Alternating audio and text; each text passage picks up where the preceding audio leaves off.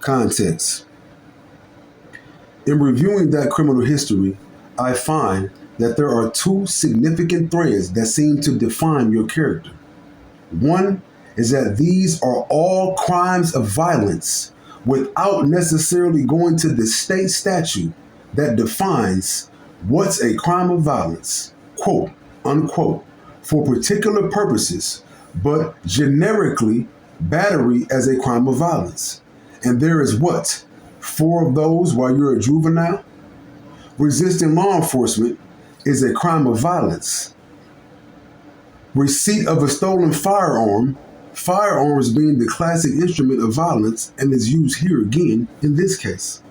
The other common thread through all of this is a basic disrespect for authority, as pointed out by Mr. Custer. And I chose the word very carefully. A disrespect, a total disrespect for authority based upon testimony that we heard during trial, that all of this started in the club because allegedly one of the victims here disrespected you or one of your buddies. And so as a result, you're going to terrorize, create a war zone, and go so far as to shooting up an ambulance as well as a carload of girls that were trying to help the people in the ambulance. So there is no redeeming quality here of character.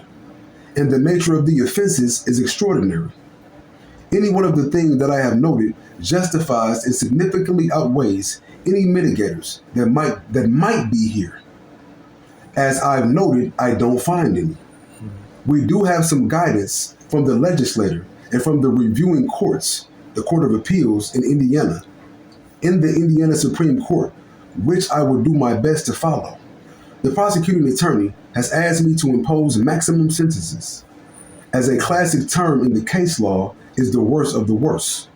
Well, you're certainly pushing that category pretty hard, but out of an abundance of precaution, I'm not going to go to the maximums on any of these.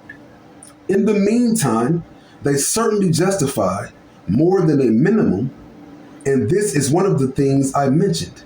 I know that my understanding and recollection is that Class A felonies, 30 to 50, and the advisory sentence is 40. Is that right? Mr. Custer, the prosecuting attorney. No, sir, it's 20 to 50. Question, 20 to 50? Mr. Custer, the advisory is 30. And we're going to stop right there. That'll be the end of part 4. We're going to get back to part 5, inshallah.